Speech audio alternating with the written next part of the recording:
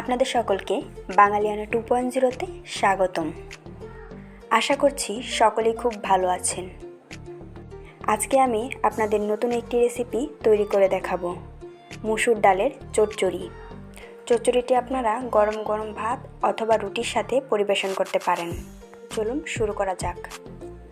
মসুর ডালের চচ্চড়ি বানানোর জন্য আমি এখানে 1 কাপ পরিমাপ মসুর ডাল নিয়েছি, আর লাগছে 2টি পেঁয়াজ কুচি আর রসুন কুচি।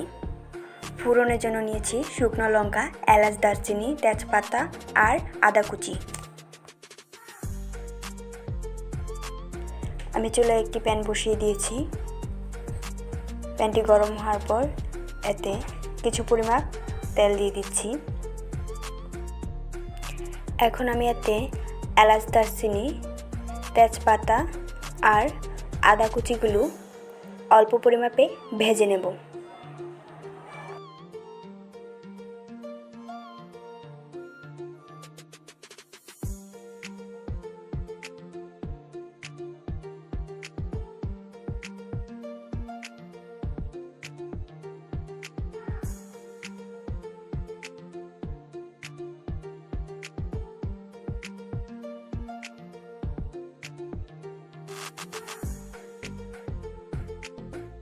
ফোড়নগুলো অল্প পরিমাপে ভাজা হয়ে এসেছে। এখন এতে আমি পেঁয়াজ কুচি আর রসুন কুচিগুলো দিয়ে দিব।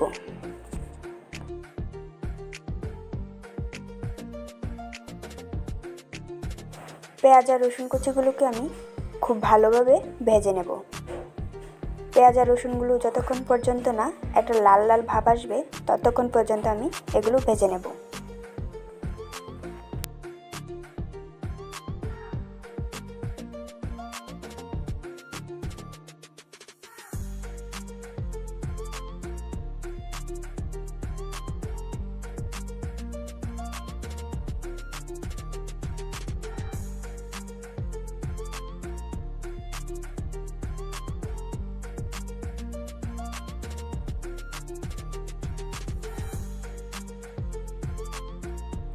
পেঁয়াজ আর রসুন কুচিগুলো ভালোভাবে ভাজা হয়ে এসেছে।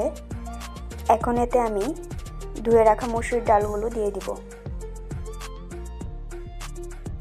পেঁয়াজ, রসুন আর মসুর ডালটা আমি খুব ভালোভাবে মিশিয়ে নিব।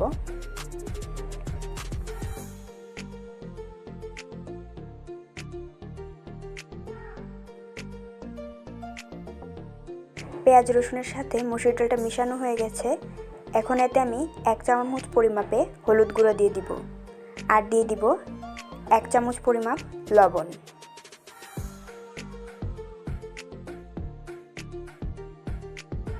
মসুর ডালটাকে আমি 5 মিনিটের মতো খুব ভালোভাবে ভেজে নেব।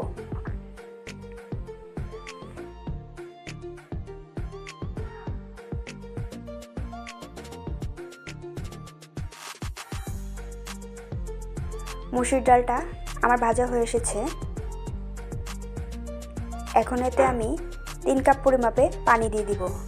যেহেতু আমি এখানে 1 কাপ পরিমাপে ডাল নিয়েছি, তাই এখানে 3 কাপ পরিমাপে পানি দিব।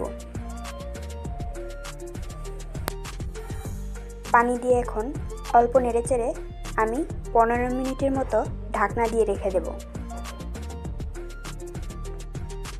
15 মিনিট হয়ে এসেছে। তো দেখতেই পাচ্ছেন ডালের পানিটা পুরো শুকিয়ে এসেছে। ডালগুলো খুব ভালোভাবে সিদ্ধ হয়ে এসেছে।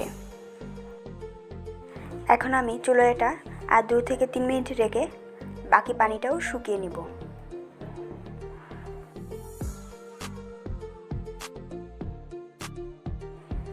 আমি এখন এতে 3টি কাঁচা লঙ্কা দিয়ে দিচ্ছি।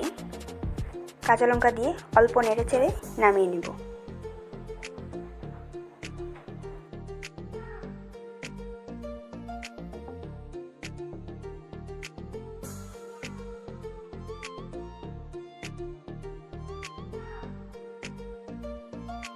তো দেখতেই পাচ্ছেন পুরো পানিটা শুকিয়ে এসেছে। এখন আমি নামিয়ে নিব।